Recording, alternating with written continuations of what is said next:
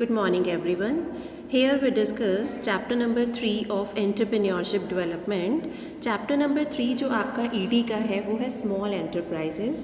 Small enterprise होता क्या है? स्मॉल एंटरप्राइज जो एक हमारी इकोनॉमिक डेवलपमेंट को डेवलप करने में हेल्प करता है, जो कंट्रीब्यूट करता है significantly in economic and social development of the country. Small enterprises. Large enterprise जहाँ पर हमें लार्ज फंड्स की रिक्वायरमेंट है, ह्यूज कैपिटल की रिक्वायरमेंट है, फिनेंस की रिक्वायरमेंट है, जो हर एक के लिए पॉसिबल नहीं हो पाता. बट जो स्मॉल एंटरप्राइजेज है वहाँ पर हम लोअर कैपिटल के साथ भी अपना बिजनेस स्टार्ट कर सकते हैं. और ज़्यादातर ये जो बिज़नेस होता है वो लेबर इंटेंसिव होता है, जिससे ये number of opportunities, number of employment generate हो सकता है.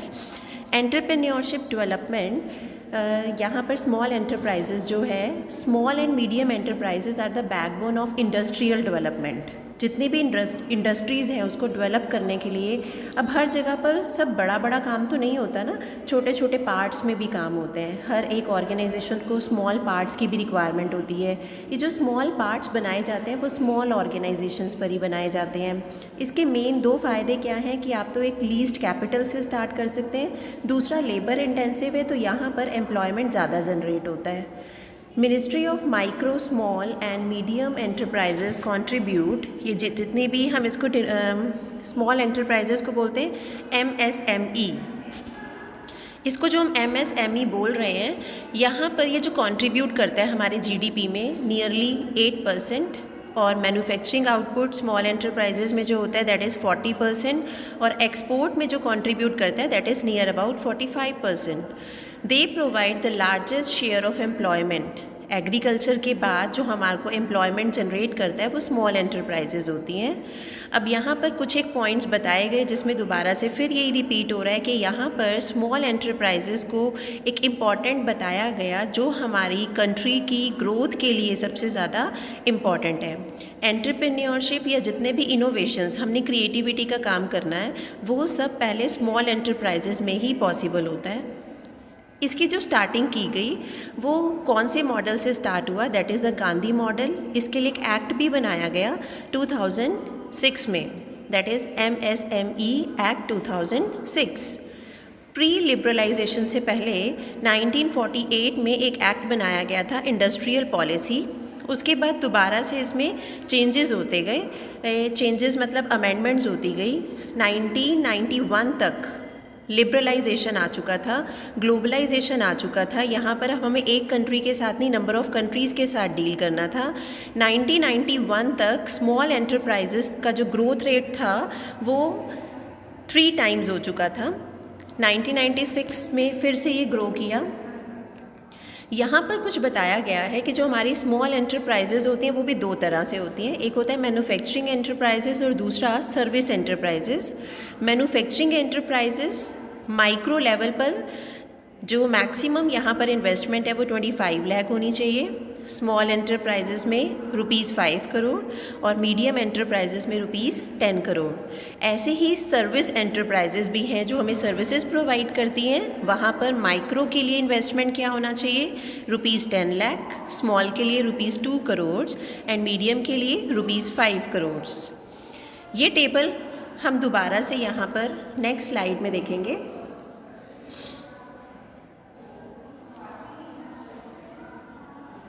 मैन्युफैक्चरिंग एंटरप्राइजेज़ में यहाँ पर दोबारा से बताया गया कि ये जो मैन्युफैक्चरिंग माइक्रो एंटरप्राइजेज़ है वो सिर्फ 10 या 10 से कम लोगों के साथ भी आप स्टार्ट कर सकते हैं, जिसके लिए इन्वेस्टमेंट आपको मिनिमम 5 लाख और मैक्सिमम 25 लाख की रिक्वायरमेंट है.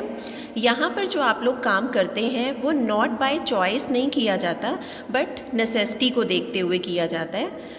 फिर आते हैं स्मॉल एंटरप्राइजेज़. स्मॉल एंटरप्राइजेज़ में जो नंबर ऑफ़ पर्सनस है वो 50 पर्सनस और लेस हैं. इन्वेस्टमेंट यहाँ पर मिनिमम 25 लाख और मैक्सिमम 5 करोड़ है.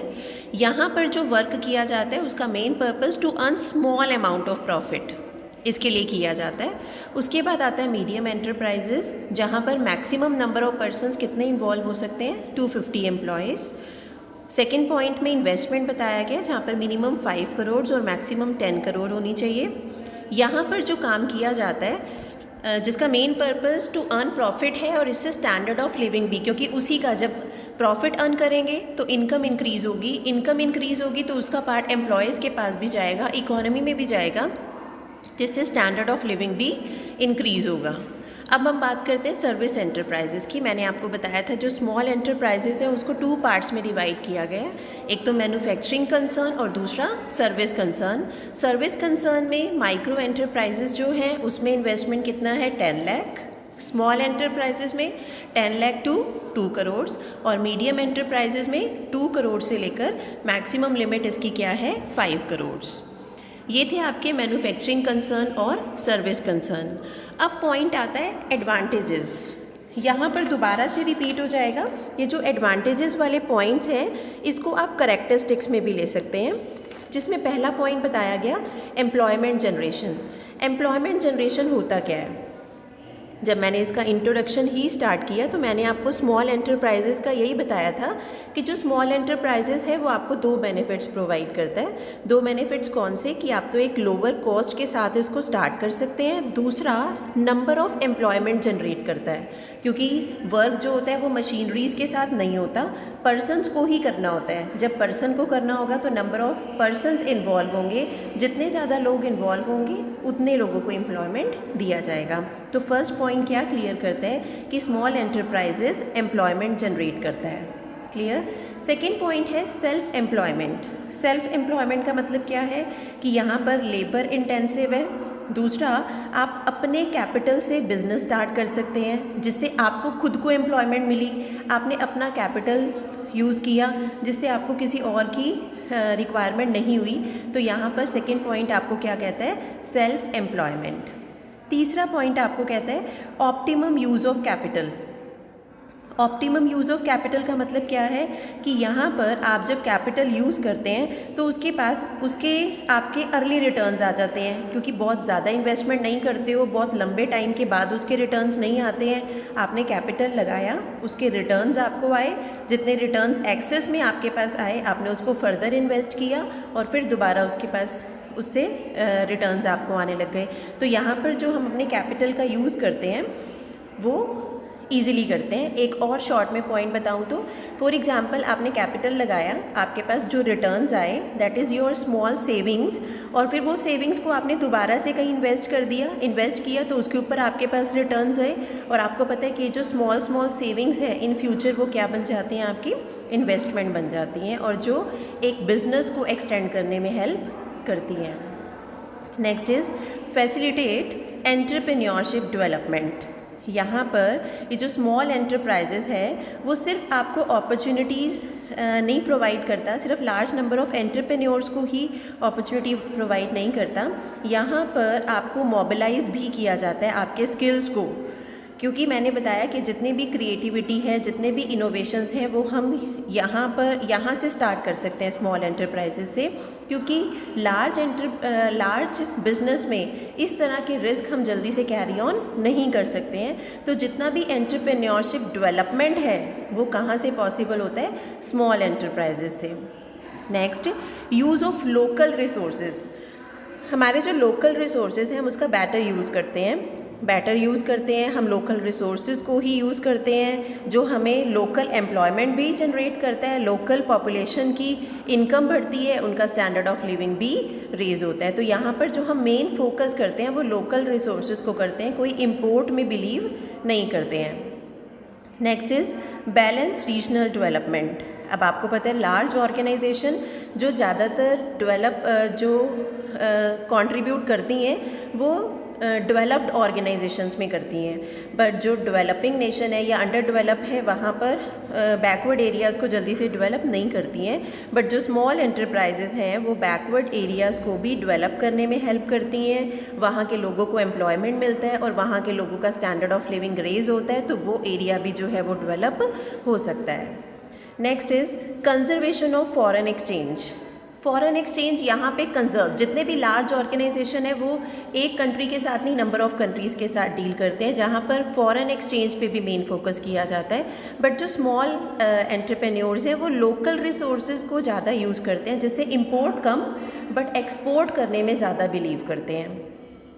Next is equitable spread of income and wealth. यहाँ पर जो कंट्रीब्यूट किया जाता है वो सोशल जस्टिस को इम्पोर्टेंस दी जाती है, जहाँ पर इक्विटेबल इनकम है या कोई भी प्रॉफिट्स हैं, कोई भी रिटर्न्स हैं, उसको इक्वली डिस्ट्रीब्यूट किया जाता है, कोई भी डिस्क्रिमिनेशन नहीं होता है।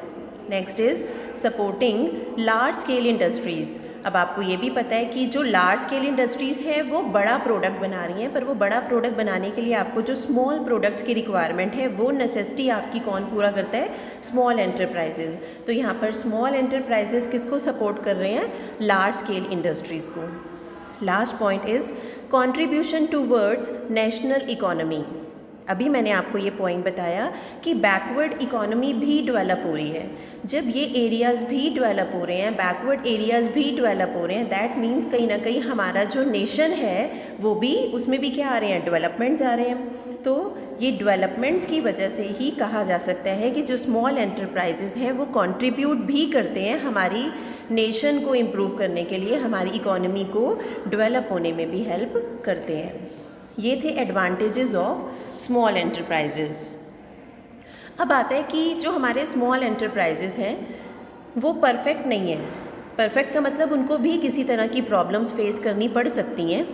प्रॉब्लम्स को ही हम नाम देंगे डिसएडवांटेजेस का, कि कौन कौन सी प्रॉब्लम्स हैं या कौन कौन से डिसएडवांटेजेस हैं जो स्मॉल एंटरप्राइजेस को फेस करना पड़ता है। Number 1, finance. फिनेंस क्या है? लिमिटेड, क्योंकि लोगों ने मिलकर ही अपना फिनेंस यूज़ किया है, तो वो फिनेंस क्या होगा? लिमिटेड होगा। फिनेंस लिमिटेड है तो वो अपनी पूरी रिक्वायरमेंट जो एक ऑर्गेनाइजेशन को अच्छे से रन करने के लिए चाहिए वो पूरी नहीं कर पाएंगे। तो कहीं ना कहीं ये जो फिनेंस है वो उनके लिए क्या बन जाता है? ड्रॉबैक बन जाता है। Number 2 is raw material. हम लोकल रिसोर्सेज पर ही अवेलेबल हैं। लोकल रिसोर्सेज अगर हमारे पास अच्छे अवेलेबल हैं तो ऑर्गेनाइजेशन में काम भी अच्छे से हो पाएगा। अगर वो लिमिटेड ही अवेलेबल हैं तो हम सबकी नीड्स को पूरा नहीं कर पाएंगे। तो कहीं ना कहीं रॉ मटेरियल भी जो है वो स्मॉल एंटरप्राइजेस के लिए ड्रॉबैक बन जाता है, क्योंकि ये इंपोर्ट पर बिलीव नहीं करते हैं या इंपोर्ट नहीं करते हैं। Next is technology. टेक्नोलॉजी यहाँ पर स्मॉल एंटरप्राइजेस में तो हमने पढ़ा है कि लेबर इंटेंसिव है, तो वहाँ पर टेक्नोलॉजी का हम यूज़ नहीं करते हैं। टेक्नोलॉजी का यूज़ नहीं कर पा रहे हैं, दैट मीन्स हम अपने प्रोडक्ट को अपडेट नहीं कर पा रहे हैं, मॉडर्नाइज नहीं कर पा रहे हैं। जब हम अपडेट और मॉडर्नाइज नहीं कर पा रहे हैं तो हम अपनी कस्टमर की नीड को भी पूरा नहीं कर पाएंगे। Next is idle capacity. Idle capacity का मतलब क्या है? Under utilisation. अब आपको पता है, एग्जाम्पल के लिए अगर मैं आपको बताऊं कि पहले के टाइम पर बल्ब्स आते थे जो कितना ज़्यादा पावर कंज्यूम करते थे, बट आज LEDs है, जहाँ हाईटेक है, टेक्नोलॉजी है, बट एनर्जी का यूज़ क्या है वहाँ पर? कम है। तो यहाँ पर भी क्या है, जो ये आइडल कैपेसिटी का मतलब क्या है कि हम अपने रिसोर्सेज का जहाँ पर हम 100% यूटिलाइज़ कर सकते हैं, हम उसको पूरी तरह से यूटिलाइज़ नहीं कर पा रहे हैं।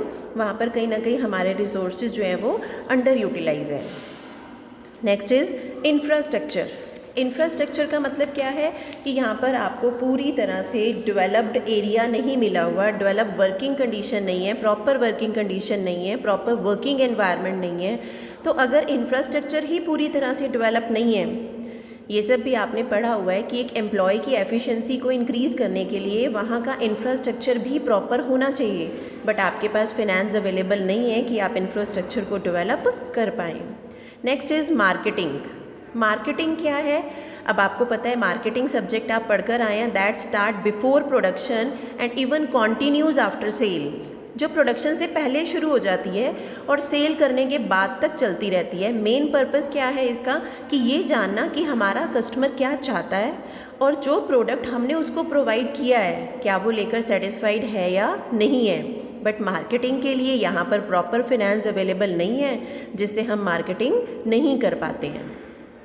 Next is under utilization of capacity. Under utilization वाला पॉइंट अभी हमने कवर किया आइडियल कैपेसिटी में। नेक्स्ट पॉइंट आता है स्किल्ड मैन पावर। अब जितना भी स्किल्ड मैन पावर होगा, जिसके पास स्किल्स हैं, जिसके पास नॉलेज है, क्या वो स्मॉल एंटरप्राइजेज में काम करना चाहेगा? जहाँ पर उसको कम सैलरी मिलेगी, तो कम सैलरी पर कोई भी स्किल्ड पर्सन अवेलेबल नहीं होगा। अब यहाँ पर भी फिनेंस ने हमें यहाँ पर हमारे लिए ड्रॉबैक बन गया कि हम स्किल्ड मैन पावर को हायर नहीं कर सकते हैं, उसको हायर सैलरीज नहीं दे सकते हैं, जिससे हमें प्रोफेशनल नॉलेज नहीं मिलेगी और हमारा बिजनेस जो है वो ज़्यादा समय तक सर्वाइव नहीं कर पाएगा। Next is project planning. Project planning का मतलब क्या है कि यहाँ पर हम जो भी काम सोचकर करना शुरू कर रहे हैं उसको कैसे करना है, आगे कैसे एक्सटेंड करना है, उसके लिए हम क्योंकि जितने भी यहाँ पर कॉम्पिटेंट्स हैं वो कैसे हैं, इनएक्सपीरियंस्ड और इनकॉम्पिटेंट हैं, जो कई बार अनरियलिस्टिक रिपोर्ट भी सबमिट कर देते हैं, जिनके पास डॉक्यूमेंट्स भी पूरे नहीं होते हैं, जो पूरी प्रोजेक्ट डिटेल्स को अंडरस्टैंड ही नहीं कर सकते हैं, फिनेंशियल रिसोर्सेज लिमिटेड है, अफोर्ड ही नहीं कर सकते हैं वो सर्विसेज, प्रोजेक्ट कंसल्टेंसी की सर्विसेज ही वो जब नहीं ले पाएंगे तो क्या वो प्रोजेक्ट प्लानिंग कर पाएंगे? नहीं कर पाएंगे। नेक्स्ट इज़ मैनेजीरियल में क्या है, वही सेम पॉइंट कि यहाँ पर आपको जो मॉडर्न बिजनेस डिमांड्स हैं वो पूरी कौन करता है? एक मैनेजीरियल कॉम्पिटेंट, बट वो स्किल्ड मैन पावर, वो मैनेजीरियल कॉम्पिटेंट अवेलेबल नहीं है और आप उसको ट्रेन नहीं कर पा रहे हैं, आप उसको डेवलप नहीं कर पा रहे हैं, आप उसके स्किल्स को भी एनहांस नहीं कर पा रहे हैं, ये प्रॉब्लम भी फेस करनी पड़ेगी।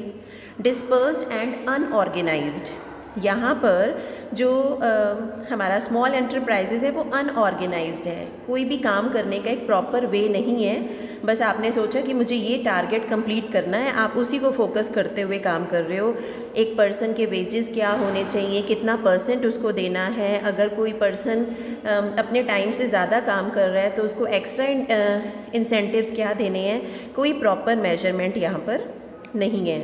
Next is arranging security and guidance. अब फिनेंस लिमिटेड है, कई बार फिनेंस लिमिटेड है तो हम सब लोग या जितने भी लार्ज एंटरप्राइजेज़ हैं वो लोन की तरफ मूव करते हैं, बट किसी ने भी अगर लोन लेना हो तो एज अ सिक्योरिटी उसको कुछ ना कुछ देना पड़ता है, तो यहाँ पर उसको क्रेडिट अवेलेबल नहीं होता क्योंकि उसको सिक्योरिटी शो करने के लिए नहीं है, कुछ भी गारंटी देने के लिए नहीं है। लास्ट पॉइंट फिर सबका क्रक्स आता है कि यहाँ पर मार्केटिंग रिसर्च प्रॉपर नहीं है, प्रॉपर नॉलेज अवेलेबल नहीं है, डिज़ाइन इनपुट्स क्या होने चाहिए वो सब चीज़ों की प्रॉपर नॉलेज यहाँ पर नहीं है। लास्ट टॉपिक आता है सजेशंस में अगर हम स्मॉल एंटरप्राइजेज़ हमारे लिए इम्पॉर्टेंट भी हैं, बट ये कुछ ड्रॉबैक्स हैं, इन ड्रॉबैक्स को ख़त्म करने के लिए हम ऐसा क्या कर सकते हैं? नंबर 1, सप्लाई ऑफ टेक्नोलॉजी, इनको टेक्नोलॉजी सप्लाई की जाए जिससे ये भी अपने प्रोडक्ट को अपडेट कर सके। सर्वे होना ज़रूरी है, सर्वे से हम ये टाइम टू टाइम ये पता करते रहें कि हमारी सोसाइटी में क्या चल रहा है, सोसाइटी की क्या नीड्स हैं, क्या रिक्वायरमेंट्स हैं। Next is awareness creation, aware किया जाए उनको, वही सेम पॉइंट, सर्वे करेंगे तो आप अवेयर कर पाएंगे कि उनको किन किन चीज़ों की नॉलेज प्रोवाइड करनी है। स्टेक होल्डर्स का इन्वॉल्वमेंट होना, स्टेक होल्डर्स में बहुत सारी चीज़ें आ गई, आपके equity share holders, debenture holders को, जितने भी सप्लायर्स हैं, ये सब पार्टीज़ जो हैं अगर स्मॉल बिजनेस में इन्वॉल्व होंगी तो कहीं ना कहीं वो भी डेवलप हो पाएगा। नेक्स्ट इज़ वेंचर कैपिटल होता है रिस्की कैपिटल। अभी मैंने आपको बताया कि यहाँ पर मार्केटिंग करने के लिए फिनेंस अवेलेबल नहीं है, बट जब हमें स्मॉल एंटरप्राइजेज़ को आगे फर्दर मूव करना है, आगे बढ़ाना है, तो वहाँ पर हमें उनको एक रिसर्च एंड डेवलपमेंट डिपार्टमेंट बना दिया और उसके लिए कैपिटल उनको प्रोवाइड किया कि आप अपने बिजनेस को ऐसे फर्दर रन कर सकते हैं। तो हमने उनको क्या बोला कि venture capital research and development sector के लिए भी होना चाहिए। Last point is इनडिस्क्रिमिनेशन। यहाँ पर किसी भी तरह का जो हम लार्ज एंटरप्राइजेज़ और स्मॉल एंटरप्राइजेज़ में डिस्क्रिमिनेशन करते हैं, वो डिस्क्रिमिनेशन व्हीकल भी यहाँ पर नहीं होना चाहिए। ये था आज का आपका टॉपिक। चैप्टर 3 था एंटरप्रेन्योरशिप डेवलपमेंट का, स्मॉल एंटरप्राइजेज़, जिसमें हमने डिस्कस किया कि स्मॉल एंटरप्राइजेज़ क्या है। स्मॉल एंटरप्राइजेज़ को हमने 2 पार्ट्स में डिवाइड किया, मैन्युफैक्चरिंग कंसर्न और सर्विस कंसर्न। क्लियर? उसके बाद हमने डिस्कस किया कि स्मॉल एंटरप्राइजेज़ के क्या एडवांटेजेस हैं, क्या डिसएडवांटेजेस हैं और कैसे हम इसको इम्प्रूव कर सकते हैं। क्लियर। आज का आपका टॉपिक ये था। अगर कोई भी डाउट है तो आप ग्रुप में मैसेज कर दिया करो, किसी चीज़ से भी रिलेटेड, कोई नोट से रिलेटेड, कोई चैप्टर से रिलेटेड, किसी भी तरह की अगर आप कोई भी प्रॉब्लम फेस कर रहे हो तो आप सेंड कर सकते हो। क्लियर। Thank you.